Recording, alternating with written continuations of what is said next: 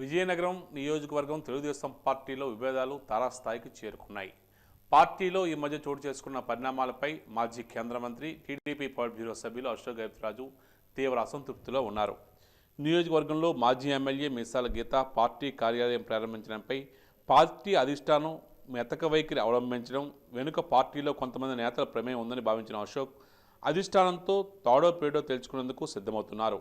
Party సిద్ధాంతాలను తూచా తప్పకుండా పాటించే అశోక్ అధిష్టానం ఏమి నిర్ణయం తీసుకుంటుందని వారం రోజులు వేచి చూసినా ప్రయోజనం లేకపోవడంతో వివాదాలకు దూరంగా ఉన్న అశోక్ పార్టీ అధిష్టానంపై ఒత్తిడి తెచ్చేందుకు రంగం సిద్ధం చేశారు.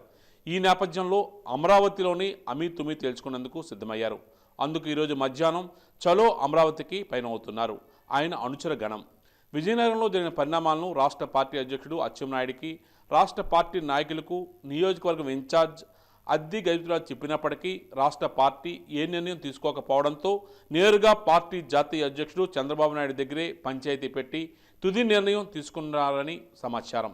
అందుకే ఈ నియోజకవర్గ పరిధిలో ఉన్న మాజీ కౌన్సిలర్లు, మాజీ సర్పంచులు, మాజీ ఎంపీటీసీలు, గ్రామ వార్డు పార్టీ అధ్యక్షులు ఈరోజు అమరావతికి పైన అవుతున్నారు. చంద్రబాబు నాయుడు వద్ద తమ అభిప్రాయాలను వ్యక్తం చేసిన పార్టీకి అల్టిమేటం ఇవ్వడానికి సిద్ధమవుతున్నారని విశ్వసనీయ సమాచారం.